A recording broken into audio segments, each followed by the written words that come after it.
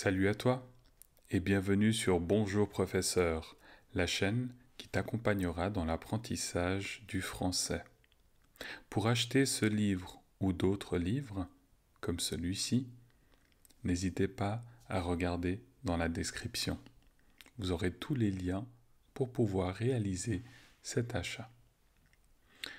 Aujourd'hui, nous continuons la lecture de Jules Verne, Voyage au centre de la Terre.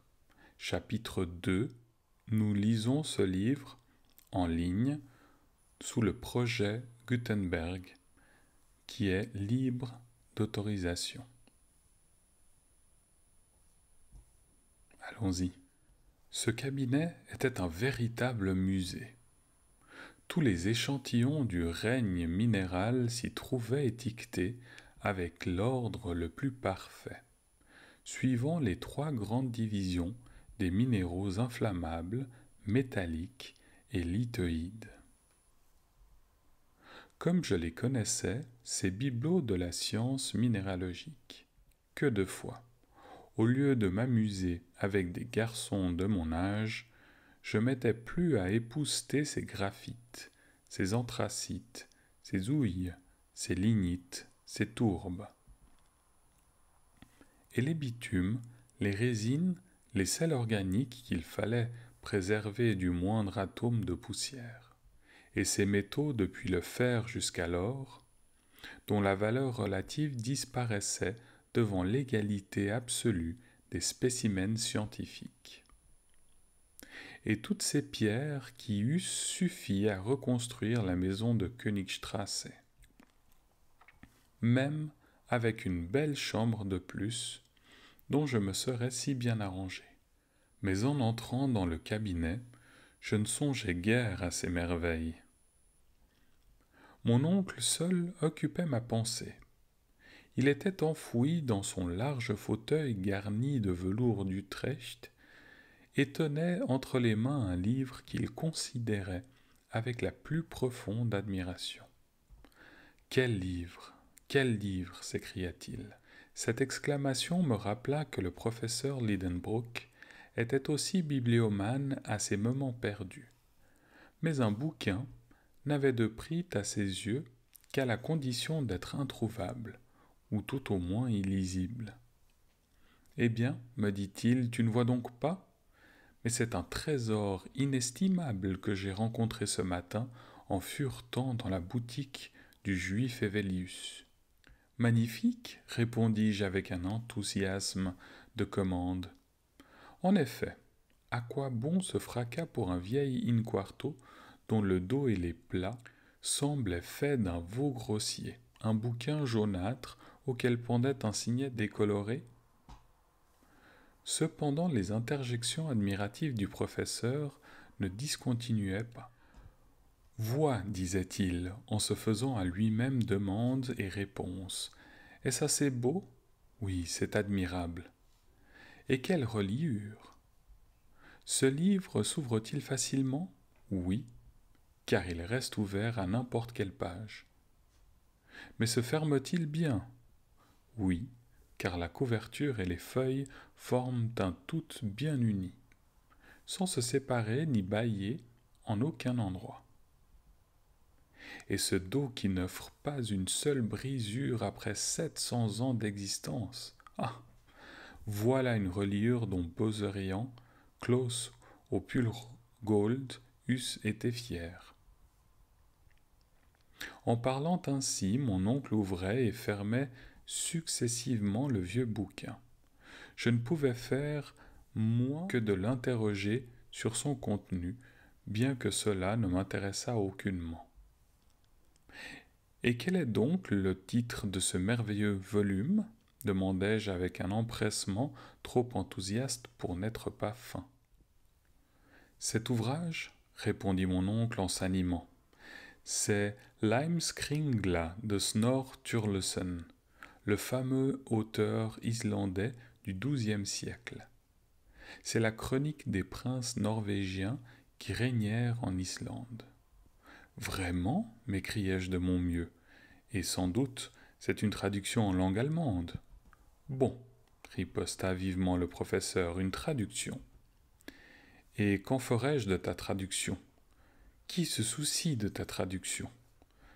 Ceci est l'ouvrage original en langue islandaise, ce magnifique idiome riche et simple à la fois, qui autorise les combinaisons grammaticales les plus variées et de nombreuses modifications de mots. Comme l'allemand, insinuai-je, avec assez de bonheur. Oui, répondit mon oncle en haussant les épaules, mais avec cette différence que la langue islandaise admet les 3 genres comme le grec et décline les noms propres comme le latin. Ah, fis-je un peu ébranlé dans mon indifférence. Et les caractères de ce livre sont-ils beaux? Des caractères? Qui te parle de caractères, malheureux Axel? Il s'agit bien de caractères. Ah, tu prends cela pour un imprimé. Mais ignorant, c'est un manuscrit, et un manuscrit runique. Runique? Oui. Vas-tu me demander maintenant de t'expliquer ce mot? Je m'en garderai bien, répliquai-je avec l'accent d'un homme blessé dans son amour-propre. Mais mon oncle continua de plus belle et m'instruisit, malgré moi, de choses que je ne tenais guère à savoir. Les runes, reprit-il, étaient des caractères d'écriture usités, autrefois en Islande, et suivant la tradition, ils furent inventés par Odin lui-même. Mais regarde donc, admire donc impie, ces types qui sont sortis de l'imagination d'un dieu.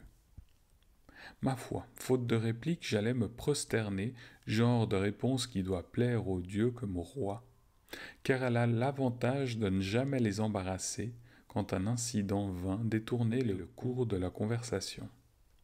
Ce fut l'apparition d'un parchemin crasseux qui glissa du bouquin et tomba à terre. Mon oncle se précipita sur ce brimborion avec une avidité facile à comprendre. Un vieux document enfermé, peut-être, depuis un temps immémorial, dans un vieux livre, ne pouvait manquer d'avoir un haut prix à ses yeux. « Qu'est-ce que cela » s'écria-t-il. Et en même temps, il déployait soigneusement sur sa table un morceau de parchemin long de 5 pouces, large de 3, et sur lequel s'allongeaient, en ligne transversale, des caractères de grimoire. En voici le fac-similé exact. Je tiens à faire connaître ces signes bizarres, car ils amenèrent le professeur Lidenbrock et son neveu à entreprendre la plus étrange expédition du XIXe siècle. Le professeur considéra pendant quelques instants cette série de caractères, puis il dit en relevant ses lunettes. « C'est du runique. Ces types sont absolument identiques à ceux du manuscrit de Snorre Sturluson. Mais qu'est-ce que cela peut signifier ? Comme le runique me paraissait être une invention de savants pour mystifier le pauvre monde, je ne fus pas fâché de voir que mon oncle n'y comprenait rien. Du moins, cela me sembla ainsi au mouvement de ses doigts qui commençaient à s'agiter terriblement. « C'est pourtant du vieil islandais, » murmurait-il entre ses dents. Et le professeur Lidenbrock devait bien s'y connaître, car il passait pour être un véritable polyglotte. Non pas qu'il parlât couramment les 2000 langues et les 4000 idiomes employés à la surface du globe, mais enfin il en savait sa bonne part. Il allait donc, en présence de cette difficulté, se livrer à toute l'impétuosité de son caractère, et je prévoyais une scène violente quand 2 heures sonnèrent au petit cartel de la cheminée. Aussitôt la bonne Marthe ouvrit la porte du cabinet en disant « La soupe est servie !»« Au diable la soupe !» s'écria mon oncle, « et celle qui l'a faite, et ceux qui la mangeront. » Marthe s'enfuit. Je volai sur ses pas et sans savoir comment, je me trouvai assis à ma place habituelle dans la salle à manger. J'attendis quelques instants. Le professeur ne vint pas. C'était la première fois à ma connaissance qu'il manquait à la solennité du dîner. Et quel dîner cependant! Une soupe au persil, une omelette au jambon relevée d'oseille à la muscade, une longe de veau à la compote de prunes, et pour dessert, des crevettes au sucre, le tout arrosé d'un joli vin de la Moselle. Voilà ce qu'un vieux papier allait coûter à mon oncle, ma foi. En qualité de neveu dévoué, je me crus obligé de manger pour lui et même pour moi. Ce que je fis en conscience. Je n'ai jamais vu chose pareille, disait la bonne Marthe en servant. Monsieur Lidenbrock, qui n'est pas à table. C'est à ne pas le croire. Cela présage quelque événement grave, reprenait la vieille servante en hochant la tête. Dans mon opinion, cela ne présageait rien, sinon une scène épouvantable quand mon oncle trouverait son dîner dévoré. J'en étais à ma dernière crevette lorsqu'une voix retentissante m'arracha aux voluptés du dessert. Je ne fis qu'un bond de la salle dans le cabinet. Voilà, c'était le chapitre 2 de Voyage au centre de la Terre de Jules Verne. J'espère que vous avez aimé. N'oubliez pas de vous inscrire à ma chaîne Bonjour Professeur pour continuer la lecture avec moi. À bientôt.